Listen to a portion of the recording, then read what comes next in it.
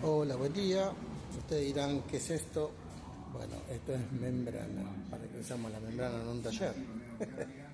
Bueno, para esto, estamos sacándole ruidos a esta Renault Express.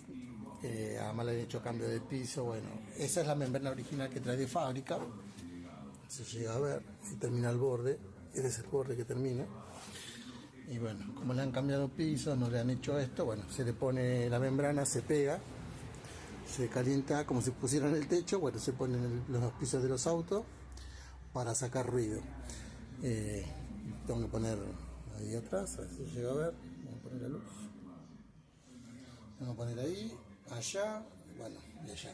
Recortes y poner la membrana. Y también se utiliza para las puertas, cuando se hacen cambios de paneles de puerta también se le pone la membrana para sacar ruidos y darle fortaleza al panel y para que no se bambolee o se abolle tan fácilmente. Ya de fábrica traen también, pero bueno, cuando se hace eso se le pone la membrana para darle fuerza.